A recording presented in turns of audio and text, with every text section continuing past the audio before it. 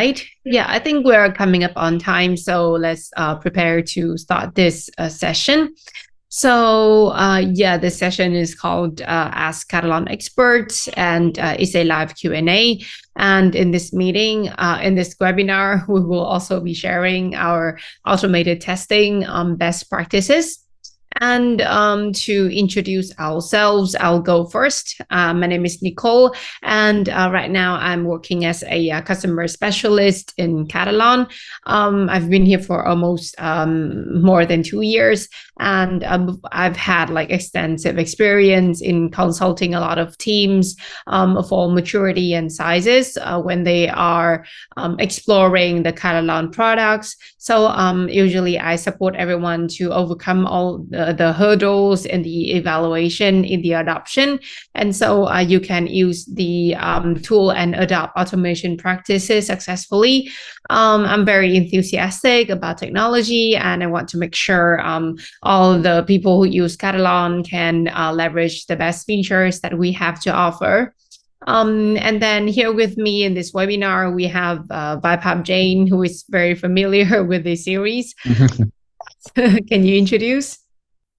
Hey, yeah, thank you, Nicole. So, hi everyone. So, I am Vaibhav Jain, Partner Solution Engineer with Katalon. So, I'm working with Katalon from last 6 months, and like I'm helping the customer and partners to enable them with the Katalon and to resolve their technical challenges if they face while using the Katalon.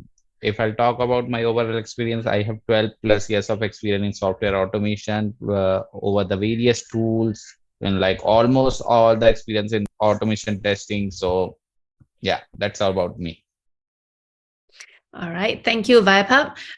Let's move on to the agenda of this webinar. So to get started, we'll go through a quick overview of our Katalon platform and the Katalon Studio. And then we'll go through a quick demo on web and API. We want to show you some of the best practices when it comes to doing testing with Katalon.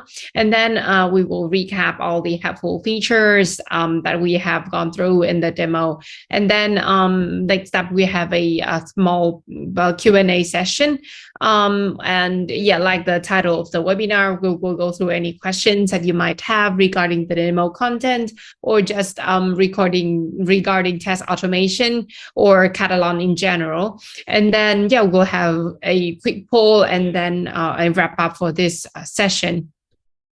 Hey, so yeah, to get started, I'll give you a quick recap or introduction of the whole Katalon platform for everyone who is new to the products.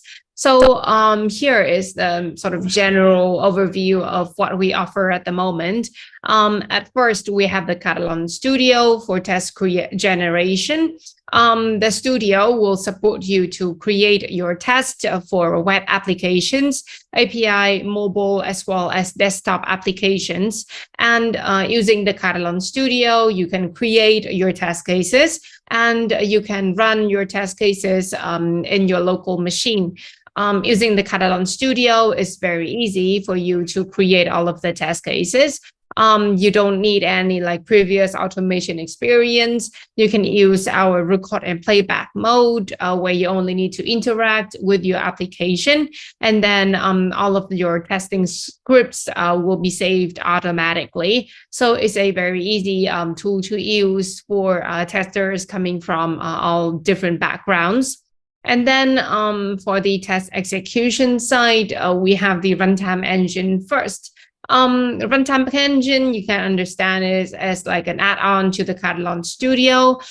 This tool would allow you to schedule and execute your tests to run remotely in your CI/CD pipelines or via the command line interface. And you can see here, we support a lot of different CI/CD tools that you might be interested in, like Jenkins or Azure, for example. And then we have next up the test cloud. Test cloud is our cloud execution environment. So if you don't want to do any setup or maintenance, you can just use our test cloud to run the test using our cloud environment. For example, you can select your operating systems, your browsers, where you want to run the test on, and then we'll run the test and give you back the results automatically and very fast. And then finally, we have the test ops here. So test ops is like a QA orchestration tool. You can go here to manage all the tests that you have created, to plan for your releases, to schedule your test. And you can also see sort of a dashboard that syncs up all the test results into one place, which makes it very easy for you and anybody in the team to keep track and to understand how the testing process is going. If you have any questions regarding all the contents that we are presenting here in the webinar, just feel free to leave your questions in the Q&A section or in the chat box. We'll try to go through them like as soon as possible or in the QA section. Okay, so right now we'll come to a quick demo on web and API testing, some of the more best practices that we offer. So let me share my screen here. We have this coming from one of our solution engineers, Chris Dion. Hi, good morning, good afternoon, and good evening, depending on where you are in the world watching this. My name is Chris Dion. I will be the one going through the demonstration today for you guys. And the main topic is talking about best practices, specifically towards the web and API aspects of our test case creation, which you should be seeing right now in regards to the product that we're going to be focusing on, which is Katalon Studios. Now, Katalon Studios is a desktop application that can be downloaded on Windows, Macs, and Linux. You're more than able to download a trial, if not already, if you have so, of it, and you will be able to follow along with this demonstration. Now, for the main topics that we're going to be focusing on, I'm going to be focusing on best practices for capturing and modifying test objects, how to handle dynamic elements in multiple ways through selection methods, when to create and manual test objects, how do we actually manage the object repositories, and then we'll go into some things that could be related to API, like importation and creation of existing API objects that you already have, how to create an API test case and or implement them into your already existing test cases. And then we'll go into, finally, parameterization and both for local and global variables for your test suites and test cases as a whole. So with that being said, the solution you see in front of you is Katalon Studios, like I said before. We're going to go with test creation for a web object first off. Now, we already have a test object here, and just a little breakdown of what that looks like. We have a folder structure, right, of our actual test cases. We can then see our actual test script shown both in a manual view, but if we click on here, we can see it in a script view. Scripting is not required. In fact, for this demonstration, we'll be focusing primarily on the manual view. However, there are some things that are a little bit slightly easier to utilize, but we'll get into that a little bit later on. And then lastly, with the last section here is that we have a troubleshooting area. This will help us identify problems, if there's any, about our test creation and other aspects about the results we get from our test results. So with that being said, let's go straight into a recording session. Do I want to create one? Yes, I do. So I'm going to be targeting a healthcare application. That healthcare application, that's for a little bit later, is this right here. Simply put, we're going to be interacting with this application and generating a doctor's appointment. So what we're going to do is that we're going to minimize this, go into a recording session. I'm going to click on this expand button so that we actually see the test steps themselves. And right off the bat, first thing of best practices is understanding the UI that you're actually automating against. For those who are watching this are manual testers, a lot of the times you kind of think of going from point A to point B without really thinking about the UI elements that you had to interact with to get to that point. So what is the first thing we want to do is that we want to book a doctor's appointment. Now notice the only way that this UI element, book a doctor, is going to be visible is if we were to mouse over the service keywords. This is a very common UI feature that is in a lot of applications so that it can minimize a lot of space. What we're first going to need to do is we're going to need to capture this piece of information, this service, and we're going to need to change this from a click to a mouse over. So if you were to go into the item drop-down menu and go into the M's for mouse and go over to mouse over, we are now going to mouse over this object called services.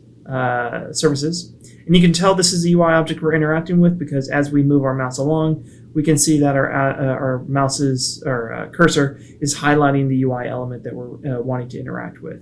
This will come into play a little bit more clearly in the next part.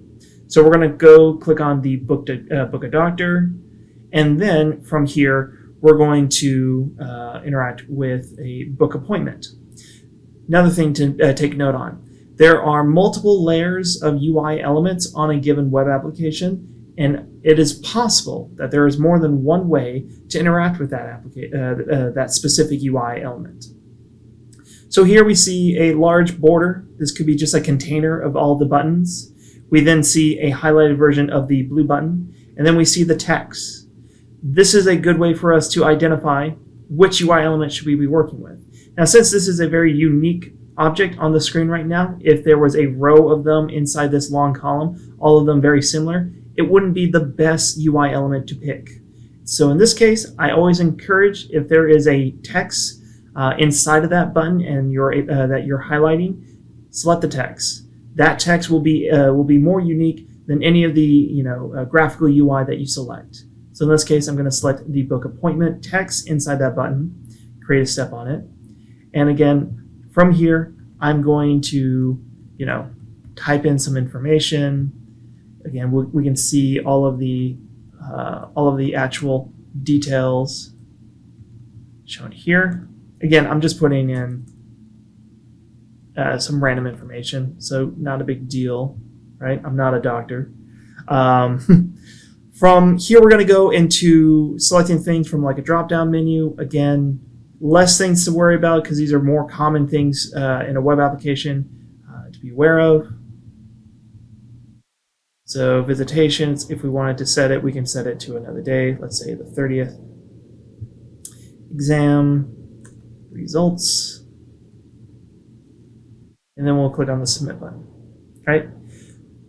With that being said, that is how we would kind of go through a lot of the number of UI elements, right? Is be aware that if it doesn't work initially in the way you identify it, and there are ways that you can double check it, which we'll touch on after this point, we will be able to verify it, right?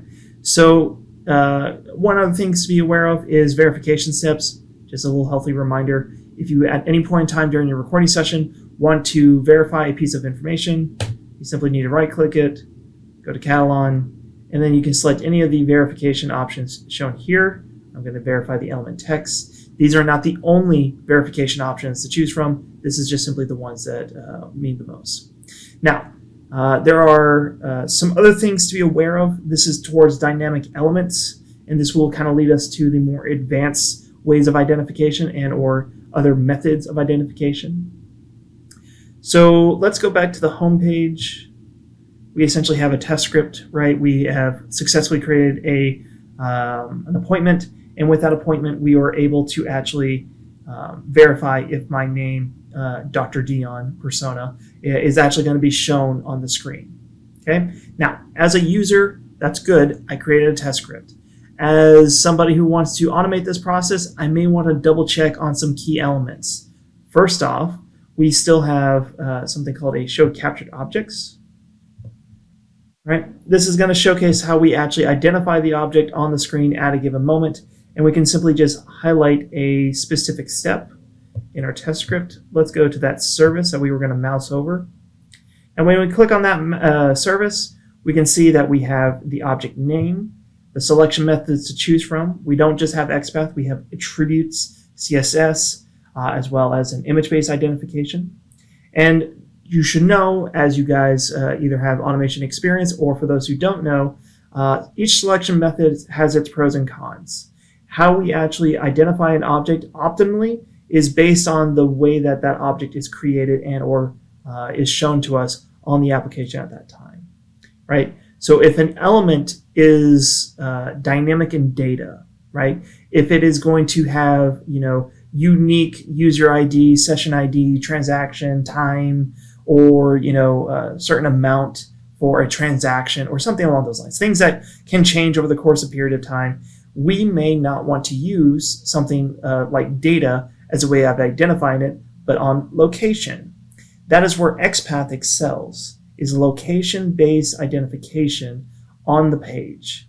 Now, when we do this, we have this already selected by default, and it's most likely selected by default for you as well. You can change it if you wanted to, but for just the purpose of this demonstration, I have multiple different XPath that we can use and utilize as backup.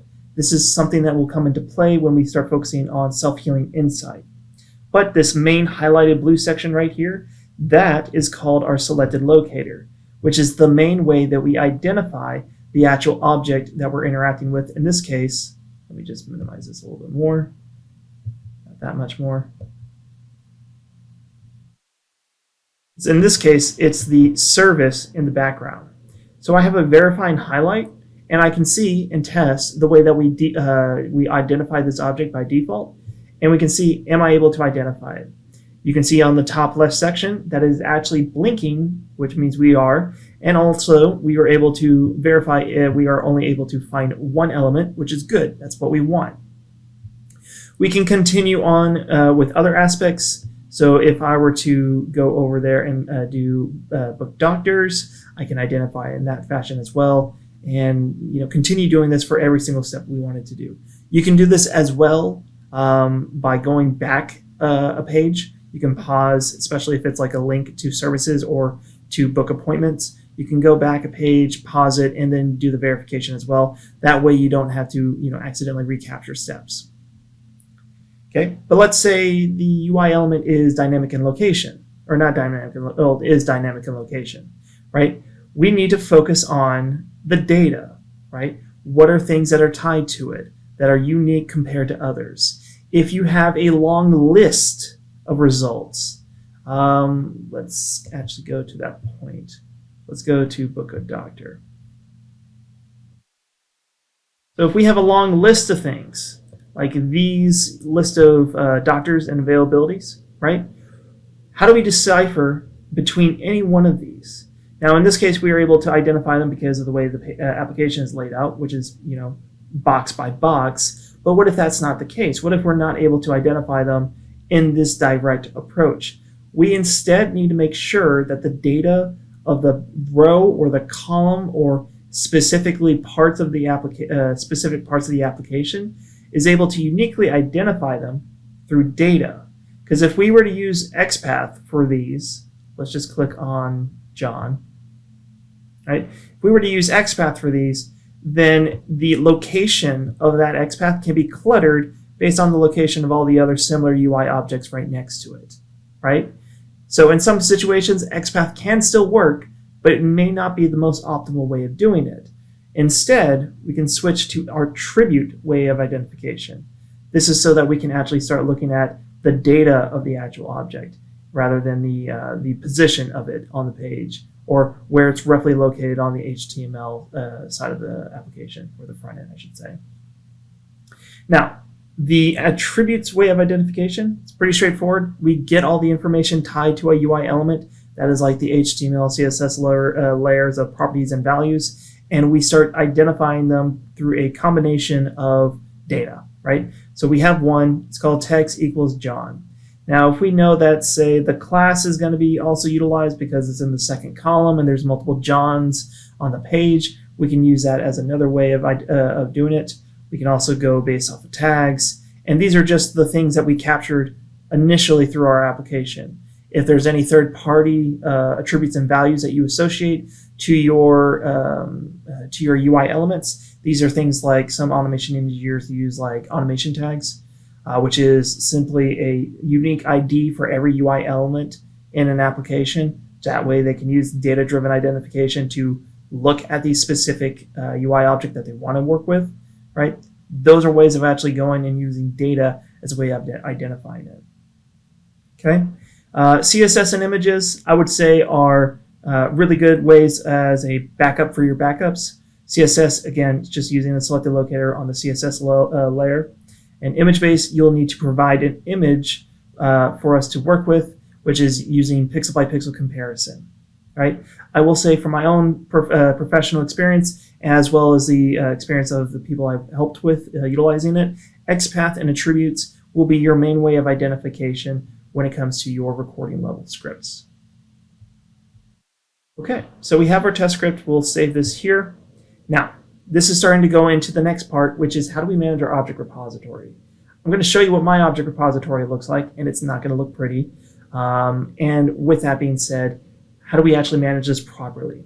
Okay, so a little breakdown of what we see, and I'll just make this a little bit bigger so we can all look at it. Right, so every single folder you see here is a page on the application that we were just on. You'll see things that are highlighted in red and things that are in black. If they're highlighted in red, that means these objects already exist in our object repository, and we need to do something about it. We can either merge the changes of existing objects together, we can either create duplicates, or we can replace them all together, right?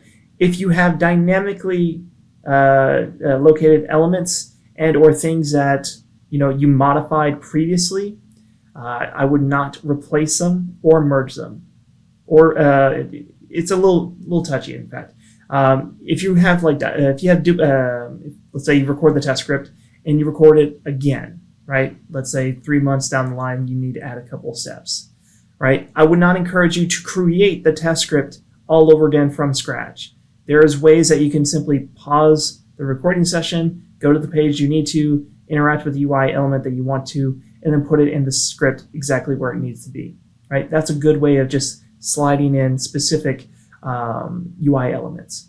But if there's ever a situation where you have duplicates, maybe you just re-recorded it because it was just faster, in your opinion, more than welcome to do so. Just understand that if you merge changes into existing objects, anything that was unique could possibly be deleted. And if you were to replace them entirely, then if you were to use a custom identifier, XPath, or attributes, those would be rewritten entirely as well. So just be aware of that, but also be aware in what folder you're putting them in. I always encourage people to create new folders inside their object repositories for every application and in general for every kind of major use cases. Right? So in here I can start saying this is, doc appointment, healthcare app, something along those lines. I click OK. I'm going to go put it in this directory and I say OK. My test script is saved and it's put inside here. Now, if you don't do that, what would your actual test script look like? Well, it can start adding up and it can start being a mess, especially for those who are unfamiliar with certain aspects of the UI. You'll start being wondering which page goes to where, right? So cleanliness is the best way to efficiency in this case. Always, always, always, always have a laid out plan of where these UI objects should be stored, as well as the API objects that we'll be talking about a little bit later on. Okay, so that is some of the best practices for creating web test cases from the recorder. Other things to be aware of and just utilize fully is the fact that there is something called a self-healing insight. Self-healing insight is a way for us to reduce the maintenance costs, and it by default, if you were to download and do nothing to Katalon settings, it is enabled. So I'm going to go inside this object and I'm going to delete it. I'm going to click on save, and we got rid of the way we identify this object. This would be no different than, say, the object was misidentified. right? So what is going to happen is that the actual test script is going to run, identify the problem, and then triage and fix itself by going through the other alternative identifications for XPath, as well as the other identification as well. This is a really good way for us to reduce the maintenance costs for your test script, and you can focus more on increasing your test coverage or working on more day-to-day tasks that you're responsible for. Okay, so whenever you see the application take a little bit longer time to execute, that's usually a sign that the self-healing insight is being enacted. Okay, so in this case, we have a failed test case, and we have a couple of reasons to look for. First off, there was a find test object that was on step 16. I think that was a step I accidentally recorded. So we may just have a false negative on that, which is fine. Yeah, okay, so that was why. We were interacting with something that wasn't there. But in this case, we have a test script and we have something called the mouse over, and we can see that self-healing insight was being enacted, right? Self-healing insight fixes it on the execution, but it does not save the changes. So if you use self-healing insight and you're creating a test case and you see this in your results tab, again, you can see this in the log reviewer tab, and you can see this in the results. Go to the self-healing insight, see the actual object in question, right? In this case, we're looking at services. We have the object in question, the reason why it's broken. In this case, there's no locator, and the locator that fixes it. And we can go into the preview, and we can actually see if that's in fact the UI object that we're capturing. So in this case, we're trying to look for the service UI. Here we see the service UI being captured in the screenshot. Now, all we need to do is click the approve button. If we do not approve this, right, it is going to do it again and again and again, and it's just going to make your test cases slower. Okay? If this did not capture it correctly, at the very least, the self-healing insight tab will highlight every single object that it came across that wasn't able to identify on execution. So you can actually start having a list of triaging problems to work with as well. All right. So with that being said, let's switch over to APIs. This should be a fairly straightforward use case. First things first, how do we get APIs and or create APIs into Katalon Studios? So to create, or I should say to import your APIs, simply right-click the object repository, go into the import tab, and here you'll see the list of supported importation methods. You got your Swagger, Waddle, WSDL, and if you utilize Postman or SOAP UI, you'll be more than able to transfer. Well, first, you'll have to export the collection from Postman and or SOAP UI, and then import it back into it.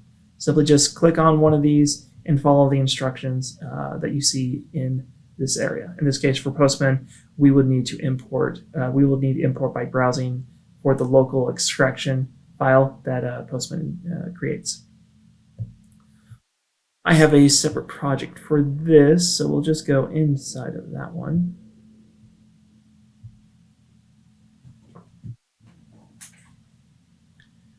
Okay, so inside of the object repositories, once we do importations, again, it won't be in its own separate folder. I highly, highly, highly encourage to make separate folders for your APIs, for your mobile, for your web, for your desktop objects, and then focus on applications and use cases from there. Again, orderly is the best way to keep this as efficiently as possible, as well as bringing in new people into the testing environment, which is becoming more and more common.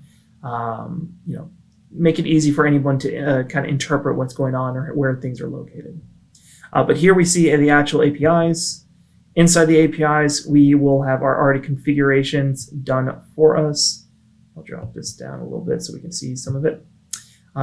So if you have ever used something like an API tool like SOAP UI or Postman, a lot of this will be very familiar. Really straightforward authorization. Select the authorization that you want to be using, whether that be bearer, OAuth 2.0, basic, etc. Modifying the HTTP and body. Again, if you already did a transferring of your APIs, a lot of this stuff will be done for you. But if you were to create it from scratch, this is where you would see, and you'll see a lot of this stuff left blank. for you to modify. The actual operations themselves, here you can start selecting it from this drop-down menu, any of those APIs, the get, the push, the CRUD operations, etc. And then we have the actual targeted endpoints. Notice that this is actually parameterized already, utilizing some variables and also global variables. We'll talk about this a little bit later on when we start focusing on test creations and how we can parameterize our test cases. Understand that there are ways that we can parameterize the endpoints utilizing environment variables, or in this case called profiles, that can target those specific endpoints that you want to have. And you can just switch between profiles to change different endpoints. Okay, so we can modify these in a very straightforward way. If we wanted to add any parameters, we can add them here.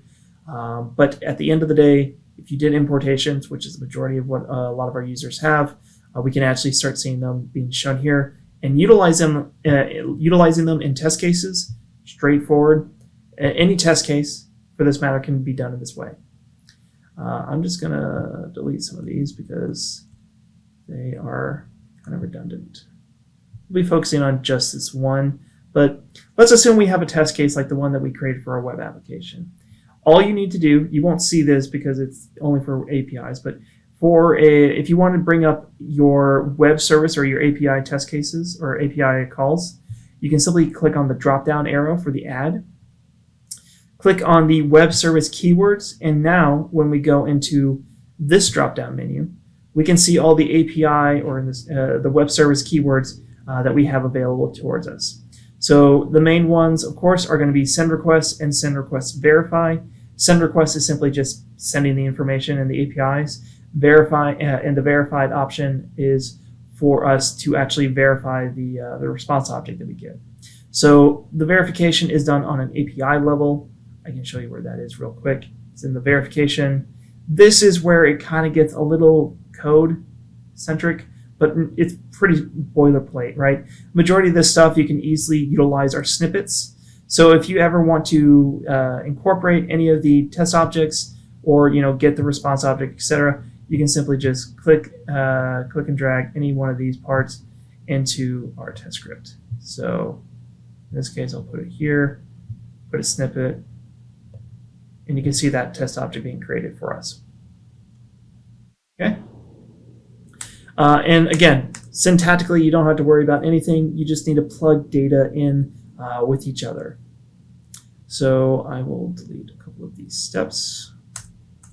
The main thing that we can utilize is when this API is called and is using the send request and verify, we can see we can utilize the action verify element property values, which is going to take the response object, in this case called response, go inside of it looking for a subcategory called age and verifying if it equals to 25.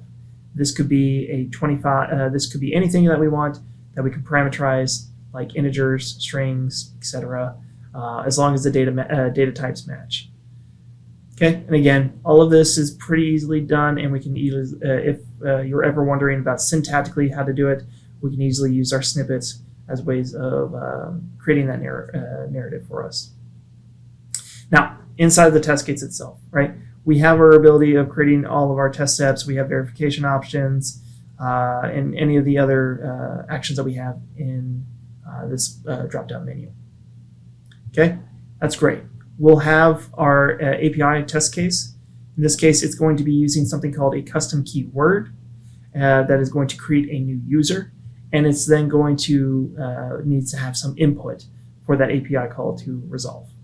Now, custom keywords we'll talk about lastly. We're going to focus on API generation here. So with that, we got our parameters and that we need to work with. So we need an age, a username, a password, a gender, to then create a new user. And we're going to associate variables first locally, and then we're going to then associate global variables for our testing efforts. Okay, so variables, again, inside the value tab, we want to change them to the local variables or global variables or any of the other value types we choose. In this case, we're just going to focus on local. For those who are unfamiliar with local and global variables are only accessible within the test case that they're created in. Global variables can be accessed at any point in time across multiple test cases within a single test suite. We'll talk on how to configure the global variables a little bit later on.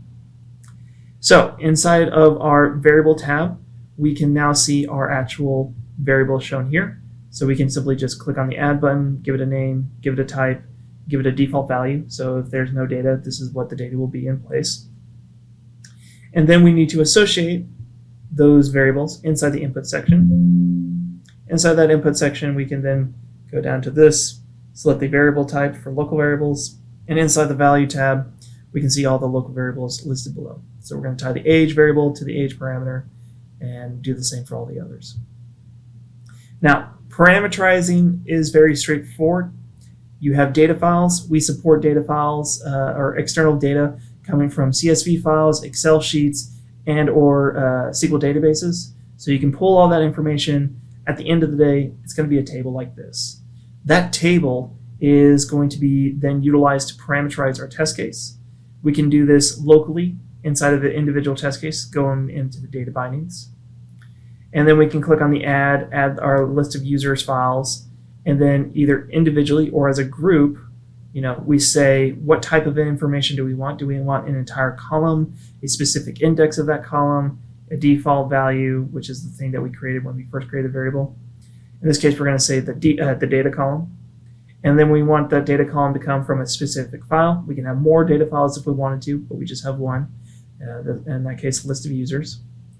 And then we are going to go down here, and we're going to say that the username column is going to be tied to the username variable. Again, the username column is this piece of data right here. So when you have an Excel sheet, make sure to name the columns to specifically the data type that you want. All right, so we do this for all of our other variables. We tie the columns to those variables or data column index, and we can start seeing the information shown. Now our test case is parameterized, and when we execute our test case, it's going to run equal to the number of times that our test case or data file has. So in this case, it's going to run 11 different times, each row having its own unique data set to work with. Okay? And that's how we do local parameterization. Last part is going to be the global parameterization. How do we actually start utilizing that? I'm going to go into my other project since it's a little bit more focused on global variables and profiles.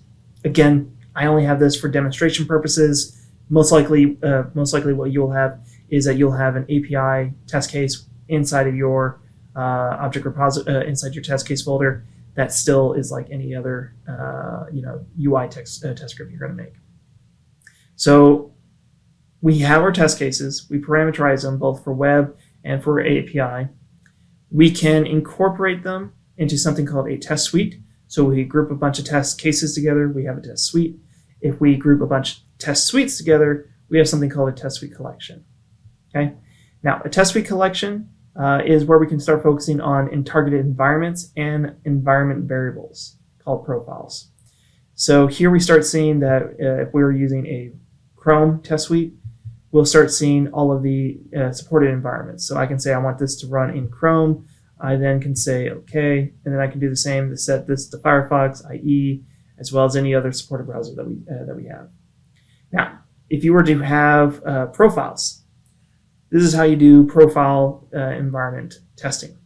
So let's say your web application, you're wanting to test in multiple stages. By that, I mean you want to test the dev build, the QA build, and the pre-production all at the same time, and you want to verify the standard is being upheld throughout that lifecycle process.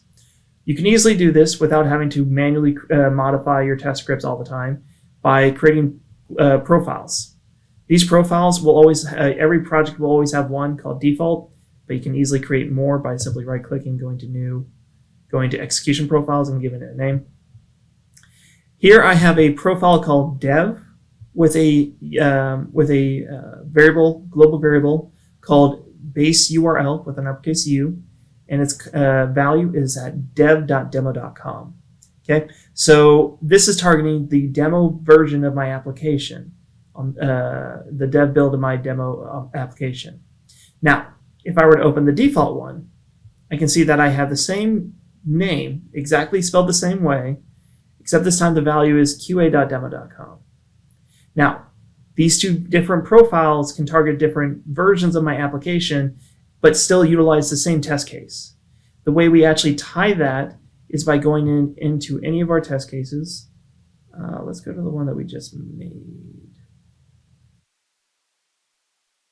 Okay, so we go inside here and we go inside the navigate URL.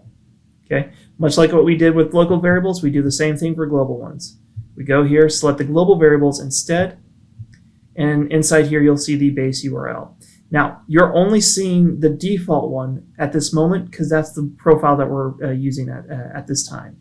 So I'm going to select the base URL here, click OK, and my test case is done. Now, if I wanted to change my profiles locally for executions, I can easily go from here and select the dev build or the API or anything like that. I can select any profile that I want and switch between them.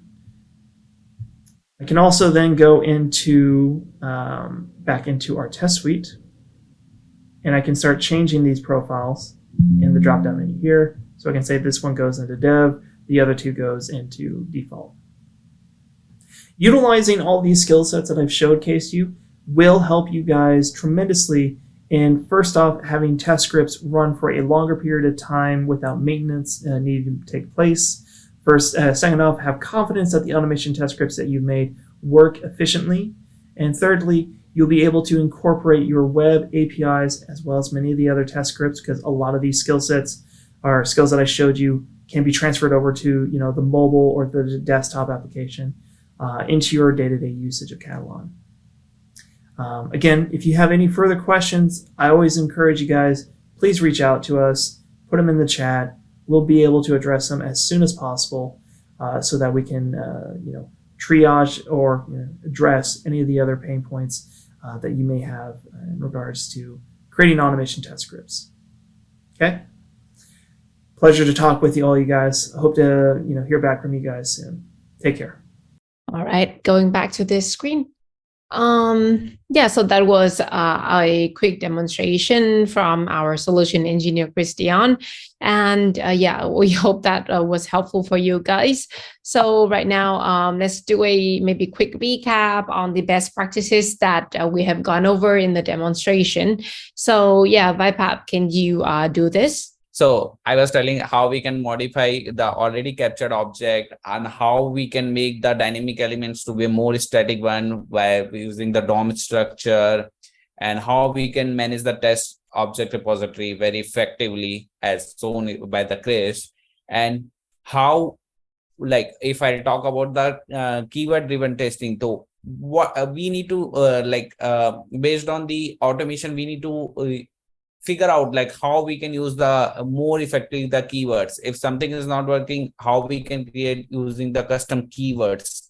So those method we need to follow. And for the API creation, we have the option, either you can go with the API importation. So for importation, we have the different options available, different web service endpoints available, and how we can easily create that API test cases with just adding the web service as an object, then how we can create the different step in the test case level. So which make our API also be to be more customized one, not the static one, like just we are running the web service and getting the response. How we can utilize, we can get the response, how we can use that response to pass the value from the one test case to another test case, how we can effectively use that API automation also. The last one is the data driven testing. So as Chris already showed that how we can use the global and local variable. If you want to use the local variable, you can add at script level. If you want to go for the global variable, you can create at a profile level.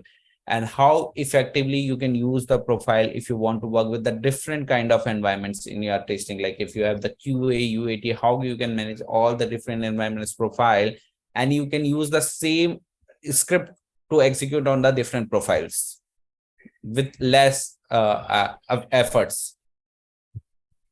So that's about the best practice shared by the Chris. So thank you, Chris, for sharing the best practice. All right. So Yeah, let's move on to the Q&A section here. We do have a lot of questions, I think. Yeah, and guys, if you are putting your question on the chat, please put on the Q&A section, so it's easy for us to track that, because from chat and Q&A section, it's very difficult to handle those.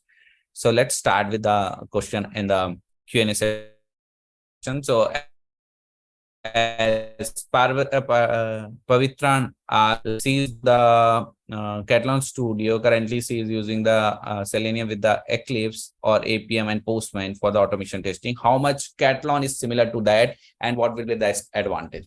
So as we already mentioned, Catalan is built based on the Selenium libraries. But if I talk about difference between the Selenium and Katalon, for Selenium, everything you need to write the descriptive programming, everything you need to code it. But here in Katalon, we have the pre-built libraries available. So you can use that, or either using the drag and drop option, you can use the simple record and play option. So it's very, compared to Selenium, Katalon is very easy to learn, easy to start with. And we have option to easily do the integration with different CI/CD tools. We can do the execution over the different cross device, cross browser. All those options are easily available. So if you want to introduce this to your organization, you can go to our portal. We have all the different factors available which you can show, and it's the one platform for all the different kind of applications, so you can do all those testing. So I would suggest to go and check in our portal. Second, John is asking, I would like to understand the pros and cons of using a runtime engine versus a test cloud. So runtime engine and test cloud, both are the different components itself. So runtime engine will help you to do the execution over the command line, different CI/CD tools integration. The same way, the test cloud will help you to do execution over the different cross, like different multiple browsers over the multiple devices. And the major difference, if I'll say, in the runtime engine cons, so you need to make your system or environment keep everything ready if you are using that runtime engine, because runtime engine will just trigger your script. If your environment is ready, your setup is ready, you can trigger the script. But if I talk about the cloud, you need not to do any setups. You can use this component, trigger your script on the cloud server. No need to do any setup. How are object capture when creating tests for a desktop application? So for desktop application, Katalon will work with the WinApp driver. So Katalon is taking the help from the WinApp driver to identify the objects. Hope I am able to answer your question, Laura. So okay, can you use a combination of attribute and XPath? Yes, we can use a combination of XPath and attribute, but that you need to write it separately. You need to, because XPath you can create with the help of attribute property. That you can do that, and Katalon will also do the same way only. So if you're asking, can we use the combination? Yes, it's a combination of both in a simple term. Okay. To avoid repetitive code, how can we write function or call them in any test case that we need? So for this one, we have the option to write the custom keywords. If you have seen a Katalon already, in the project section left hand side, we have the one folder called keywords, where you can create the package. Inside the package, you can create the keywords, and there you can write your custom codes. And those custom code keywords you can easily call in any of your test case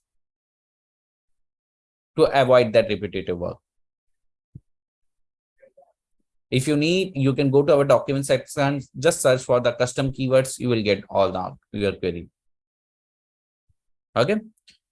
Do we have any recording how we can use the Katalon in BDD framework using Cucumber? Yes, we have that recording. We have the recording for that. If you search in a YouTube also, you will get in our official page how to use the BDD framework in the Katalon. And in our folder, in our doc site also, if you search for the BDD, how to use that, it's available. And we have like different support for the BDD. So in our folder only, where the folder will get created, left hand side, there is one folder structure called include. If you go to inside that include folder, you'll get one feature folder and one the script folder. In feature folder, you can create your feature files, and in script folder, you can write your script definitions. So please use that options. Are you considering a desktop app webinars? There are many web testing application, but your tool has powerful desktop modules, so you have to explore all the possibilities of KS. Yes, thanks for sharing like feedback, Dennis. Like, yeah, we had the support for like we will plan for the desktop app webinar coming future, that's for sure. But as of now, if I talk, the desktop support with the Katalon is the limited. Like we support desktop for because desktop is itself a vast technology, and now we have so many new tools are coming which is helping us to develop the application. So but as of now, Katalon is supporting a one particular type of applications or frameworks in desktop applications. Sure, we'll plan the webinars in coming future for whatever we have to support the desktop application. How can we see all internal test steps in the report, please? So yeah, so if you run the do the execution at test case level, you will see the logs. But if you want all the internal steps in the test steps, you can do the execution at test suite level, a test suite collections level. So we'll get the reports in the different format. You will get all those options. Hope Hemchandra, I am able to answer your query. I have recently started using CSS locator instead of XPath in my element locator. Usually when creating new ones or doing some refactoring, both cases has worked fine. It is recommendation on that. During the video, that guy advised to use either XPath or attribute, but not the CSS. So see, CSS is not familiar for everyone. So he talked about the best practice for the mostly for the new user who don't know much on the coding side. So Chris has shown the best practice. If I talk about from the person who don't know much coding knowledge, if you're knowing the CSS, if you know how to effectively use CSS, please go with that. It's nothing like we are telling you not to use CSS. We have option, you can use it. Okay.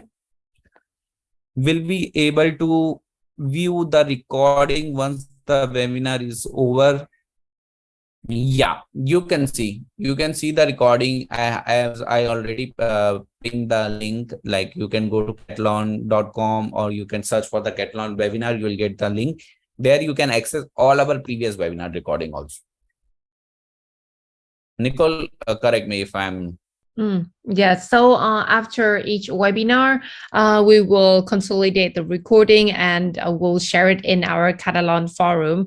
And yeah, we'll also send the recording link to all of the participants of the webinar session. But yeah, if you want to see more of our content, you can just contact us directly on the website or using our email, like business@katalon.com.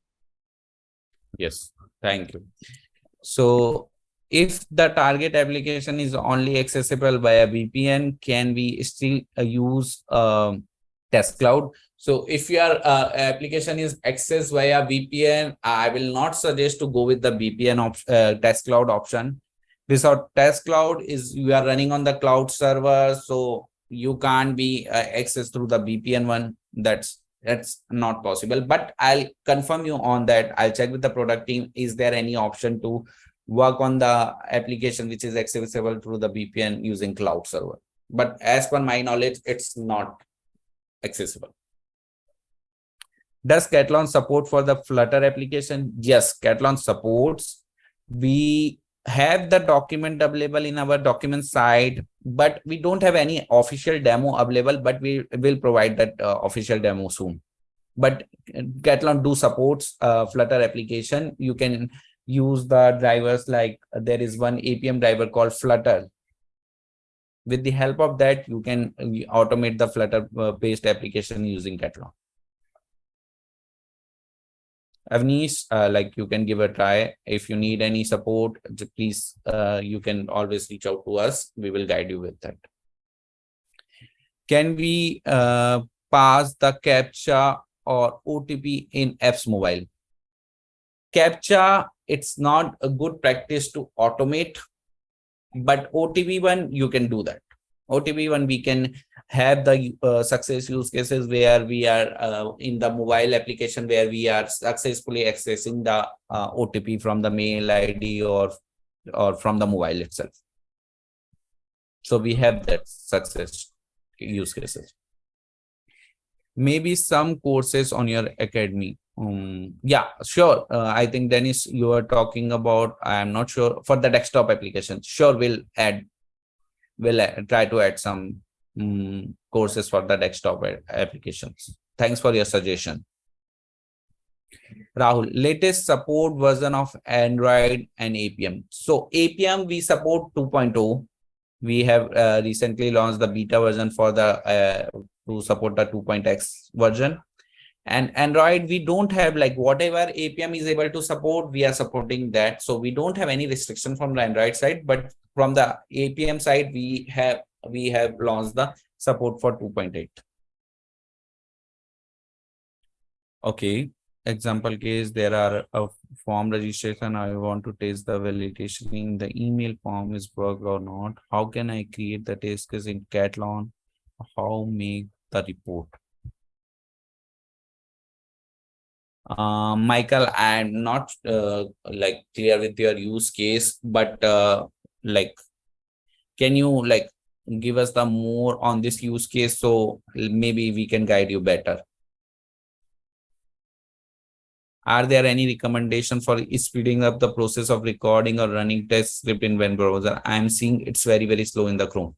So you can update the project settings where it's if you are a script and recording plays like replay is getting slow, you can update your like each element, the weight property you can update, or it will be like bit fast, like become faster compared to the previous one. You can try that option. Got you. I'll try to run test to correction. Thank you so much, Vaibhav. Okay.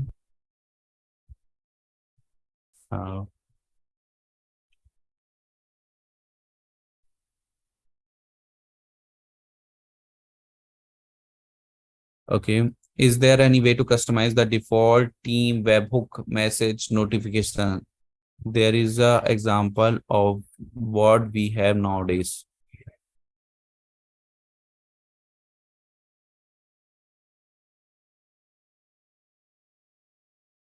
Team webhook message notification. Augusto, I am not sure on which part you are talking about. This team webhook no message notification. I am still confused on these terms. And this my first test suite, maybe it's a default one. So for every new user, this default test suite will get for the default project one. So I'll suggest to you to create your own test suite and try with the, so you will get the actual status.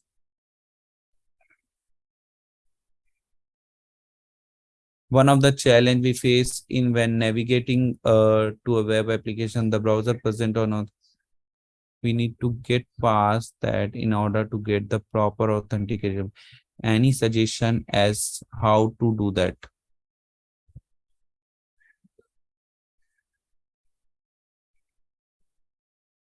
Okay, Avnish, how to reach out to support team? You can always reach out to our forum section. If you have the, if you are using the Katalon license version, you can raise your support ticket with your account.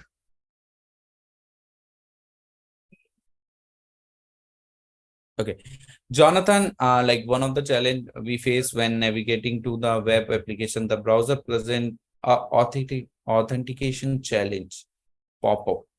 So we have option to handle the pop-ups.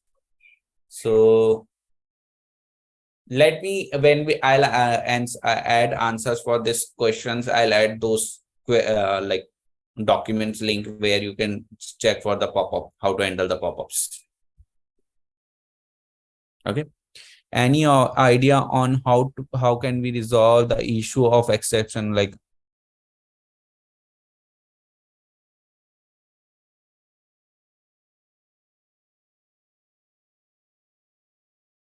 web driver? So this is you are getting for the web automation or for the mobile automation? No, it's for web automation. Sorry, my bad. It's web driver. So it's for web automation. And my bad. So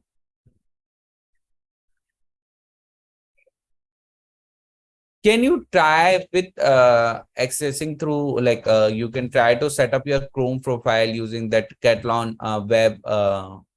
There is one Katalon Chrome utility something. I'll add on that while answering that utility. Katalon Chrome utility. That is one you can set up your Chrome profile and try to access your application through the recording. We have a very big regression test suite. Right now, it's taking a long time to launch the test suite and run the test suite. Can we suggest the way to increase the speed? So, Nidesha, how much time it's taking, and you're running in local, how much time it's taking compared to like if I'll ask, how much time it's taking? So can we check? We can check with our product team to help you how to reduce the execution time on the test suite level.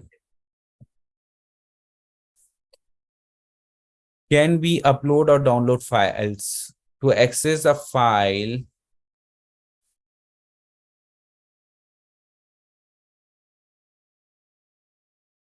so if the upload you are trying, so you should have like upload is mostly just a button thing where it will give you the option to navigate to the particular file. Yes, you can do that.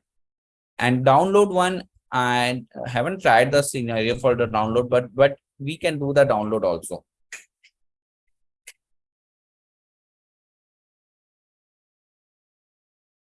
Can you point me to some materials on updating the property to help the script run faster? You can upload your property, it will become faster. You can update your property, it will become faster. So, guys, this is my son. He's like waiting for me. So, yes, we have the document how to update the properties. I'll like share how we can use the more static property one. So yeah, I'll do that. Okay. I don't know that next question. Like Nicole. Yeah, I think you could probably leave this request in our business email and then we can check because I'm not sure what language is this, but we only support English, me and Vaibhav. Yes. So do you have a complex or complete mobile app automation video recording with files to try it out? So I'm not sure. Did you give a try on like our sample mobile application one? So please try with that. I think it's having the complete flow because we will work with the sample application. So our application is not that complex also. The application which you guys will work, that will be little complex one, but the which we have tried, it will be the simple one. Okay, so Nicole has started the poll. So please, guys, if you like the today's session, please respond with your feedback so we can plan more such sessions in the future. So we need your opinion. Okay, so for the desktop application, did you started the WinApp driver? Can you check if WinApp driver is running or not? And you can go to our document side and check your application is like coming under those supported framework or not. Can you check these two things and I'll like we can see that. And there is one question in Divya. She is asking for the how we can customize the test object property. So we have that document available in our document site. Divya, you can go and refer that how you can parameterize your test objects, where you can use either the local variable, global variable, or you can go with the data file options also. So please check that, Divya. All right. I think that's all of the question in the Q&A section, and we are also a bit over time here. So yeah, I think let's move on with the wrap up and the resources. So right now we do have a starter plan available on our a Katalon website. So it gives you a 30% discount on your first few licenses with Katalon. So you can refer to our pricing page for more details on this. And if you need like extra resources from us, all of our Q&As today will be posted to our forum recap post. And also here, you can like leave in any other questions and feedbacks that you might have, and then yeah, we'll try to like get to all of them as soon as possible. And you can also of course register for our upcoming webinars. In this series we have another session coming in the next 2 weeks to talk more about moving from manual to automated testing. So yeah, if you're interested in that topic, feel free to sign up. So yeah, we can discuss further in that session. And if you need more details, you can feel free to contact us at business@katalon.com for more details. All right. I think that's it for this session. Thank you everyone for your participation in the webinar. It was a, I think, very interactive session for both of us. And so, yeah, thank you everyone for your time. Thank you, Vaibhav. Thank you. Yeah. Thank you, everyone. Thank you, Nicole. Thanks for your support. Thank you, Monty, for answering so many questions over the chat. So thank you, Monty. Yeah. Thank you, Monty. Thank you everyone for your time.